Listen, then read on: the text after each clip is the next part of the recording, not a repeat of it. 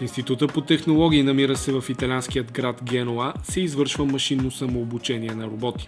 Целта на алгоритмите е да направят роботите по-лесни за използване. Нека влезем в лабораториите, за да видим самообучението на американският робот Барем Лам, който подхвърля палачинки, а заедно с неговият настойник показва, че обръщането на палачинки е майсторлък.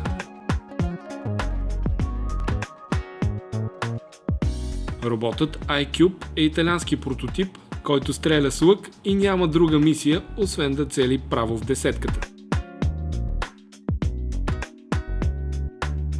Японският робот Haaptu е чудесен помощник в лекционната зала, защото изтрива бяла дъска с гъба и, както се казва на жаргон, прикрива следите.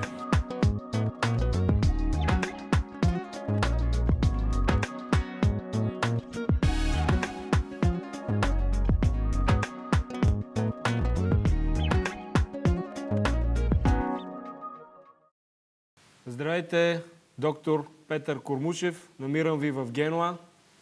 Здравейте. Как се чувствате и защо сте в Генуа? Да, много добре се чувствам. Аз работя в Генуа, в Италианския институт по технологии. Тук е главното място на института, въпреки че има клонове в цяла Италия. Какви са особените заслуги, за които вие получихте наградата Джон Атанасов? Отчасти дейността ми в България преди заминаването ми за чужбина.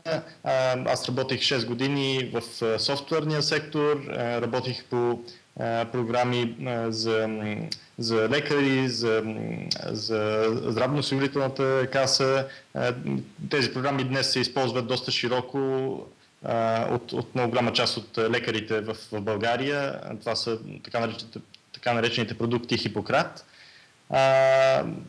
Също така работата ми след докторантурата в Япония и работата ми в Италия по роботика, по изкуствен интелект, машинно самообучение. Имам доста статии, доста успешни експерименти с роботи, като ги обучавам да извършват различни дейности, полезни за човек. Както и последните няколко години дейността ми по европейски проекти, свързани с автономни подводни роботи и роботи в медицинската сфера за хирургични операции. Основната ми цел е да прилагам алгоритми от машинното самообучение на роботи, главно хуманоидни роботи, които по интерактивен начин се опитват да научат различни дейности от човек. Тоест, човешки демонстратор показва как се извършва определена задача и роботът се опитва да научи самостоятелно да я извършва, като обикновено в началото роботът просто имитира това, което човекът прави, но в продължение на по-дълго време роботът се опитва да се самоусъвършенства, т.е. чрез проби и грешки постепенно да подобри качеството, с което извършва тази задача. И това е точно основният ми проблем, върху който аз изследвам различни алгоритми и методи. Това е така нареченият reinforcement learning или подсилващо самообучение, върху което работя последните няколко години. Вие имате така постижения в изключителни в научни области на информатиката, като семантичен уеб, изкуствен интелект, информатика. Разкажете малко повече в тези области, за тези области.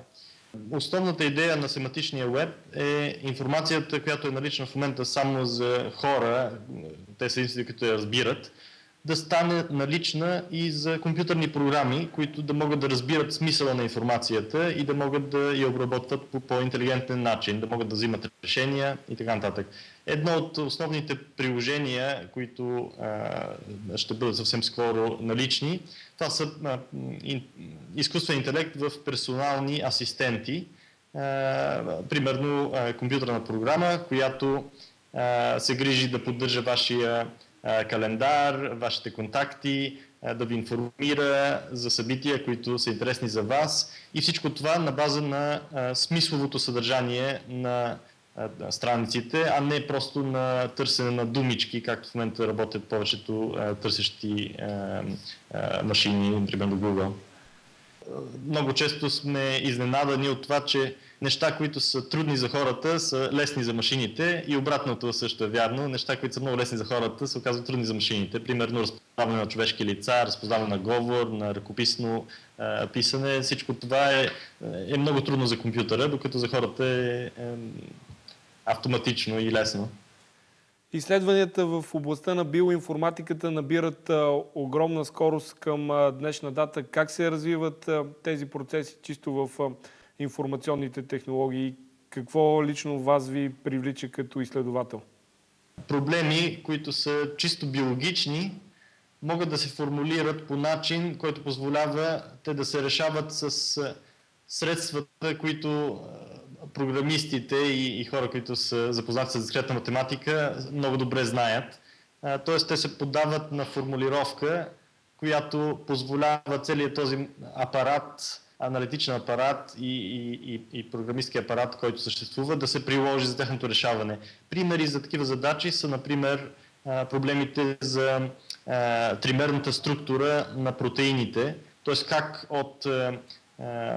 от състава на аминокиселини на един протеин да се стигне до неговата тримерна структура. Това е изключително важно за откриване на нови лекарства. И тук в нашия институт също имаме един отдел, който се занимава точно с това, с търсене на лекарства за болести от сорта на Алцхаймер и Паркинсън. И изключително много изчислителни ресурси са необходими, за да се създаде ново лекарство. И едва след това пък се стига до клинични тестове, които също траят много време. Така че целият процес е много продължителен във времето и е много добре, че компютърните алгоритми и методи могат да помогнат да се съкрати времето, поне на първата фаза, тази, която е на откриването на нова формула, която евентуално да бъде тествана за лекарство. Добре, вие участвате в разработката на ново поколение роботи в Япония. Кажете какво точно ще бъдат те по-добри от предишното поколение? Да, в Япония участвах в един проект, който се казва NEDO. Това е държавен проект, спонсориран почти изцяло от правителството, държавни субсидии, в който участват много японски университети. Като идеята е да се създаде ново поколение не само от гледна точка на хардуер, но и от гледна точка на софтуер. Това направление, в което аз работих, беше посветено на така наречения RT Middleware. Тоест това е софтуер, който е на междинно ниво между хардуера и приложенията на високо ниво. Това е свързващият софтуер, който се грижи за комуникацията между всички компоненти и който е много важен, за да може да се свържат хетерогенни, т.е. различни, разнообразни роботи и устройства в една единна мрежа. Участвате в толкова много проекти, свързани с информационните технологии. Как успявате да поддържате кондицията си? И другият ми въпрос е колко време изкарвате пред компютъра? Да, разбира се, тези всички проекти не ги работя сам. Имам група от отлични колеги, специалисти, докторанти, постдокторанти, които работят заедно с мен по тези проекти. Европейските проекти са големи, ние имаме между 5 и 11 партньора от цяла Европа във всеки един от тези проекти, така че много хора полагат усилия. И да, иска стоене пред компютъра по много часове на ден. Обикновено съм един от последните, който си тръгва от института, някъде към 10-11 часа вечерта. Особено когато правим експерименти с роботите, предпочитаме да дойдем във време, в което няма толкова много хора. Дори уикенди, много често правим експериментите през уикенда. Какво ви донесе наградата Джон Атанасов и в какво се изразява тя? Все пак вие сте млад учен на 33 години. Да, Много се надявам тази награда да ми помогне да установя връзки с учени в България. Това до сега ми липсваше като че ли. През годините в Япония, в Италия, докато бях в чужбина, имам връзки почти с целия свят, но не толкова много с България. И всеки път, когато имаме нов проект, имам желание да включа хора, българи от българските институти в проекта, но винаги ми е било много трудно. Сигурен съм, че има достатъчно квалифицирани и мотивирани хора, но е трудно да се свържа с тях. Така че според мен това е едно от основните предимства на наградата.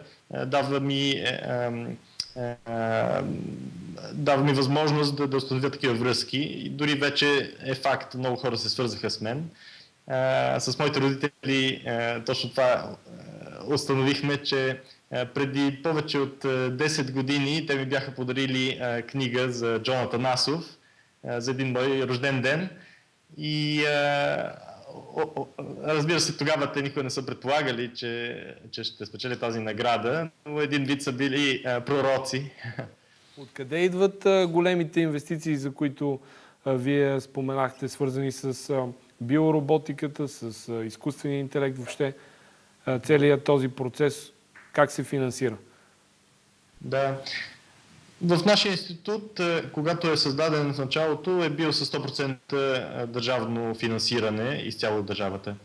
Но постепенно през годините целта е да се премине на автономно финансиране от проекти от Европейския съюз, от технологичен трансфер, т.е. това са стартъп компании, технологични компании, които се развиват от института на база на иновации и технологии, които са създадени тук. Друга линия на приход е от патенти, лицензии, на неща, които ние развиваме. Доста големи фирми се свързват с нас непрекъснато. Повечето от тях са фирми, които се занимават с роботика, но има и други фирми, които се занимават с периферни неща, например автомобилни гиганти. Те също проявяват интерес към нашата работа за евентуално внедряване в техните фабрики. В близко бъдеще най-голямата иновация ще бъде в гъвкавите и меките роботи. Роботи, които са безопасни за хора, които ще могат да физически да общуват с хора в съвсем нормална среда. В по-далечно бъдеще ще бъде изкуственият интелект. Той ще върви рамо до рамо с развитието на хардвера на роботите. Ще има повече разпределен изкуствен интелект, модулен, изкуствен интелект, който е внедрен в устройствата, т.е. не е задължително роботите да бъдат хуманоидни. Ще има много други устройства, примерно колите, телефоните и така нататък, в които ще има технологии, произлезли от роботиката и изкуствения интелект. Изкушавам се да ви задам въпроса, как ще промени това света? Надявам се по много хиляди добри начини. Много се надявам технологията да извлече по-доброто от хората, т.е. да помогне на хората да бъдат по-добри и във връзката си с други хора и сами по себе си да се чувстват по-щастливи и по-успешни. Ще има ли такава война между роботи и хора, която гледаме по филмите? Това има много различни мнения по този въпрос. Моето лично мнение е, че няма да е необходимо да има такава война, защото расата на хората и расата на роботите ще се слеят. Няма да има разлика между тях в бъдеще. И това вече се случва отчасти. Ако погледнете Олимпиадата за инвалиди и всички тези устройства, които са изкуствени протези, те показват как роботите и хората могат да се слеят в едно. и в бъдеще ще виждаме все повече такива примери за аугментация, т.е. за подобряване на човешките сетива чрез използване на роботизирана технология. Примерно нощно зрение, нещо, което съвсем лесно може да се даде на хората с използване на роботизирана технология, или невероятен слух и други такива подобни технологии, които могат да се внедрят директно в човешкото тяло. Тоест хората ще се превърнат отчасти в роботи. Както се казва, еволюция с информационни технологии. Да, точно така. Добре, аз ви благодаря за това интервю. Доктор Петър Коромушев, носител на наградата Джон Атанасов за изключителни заслуги в информационните и комуникационни технологии.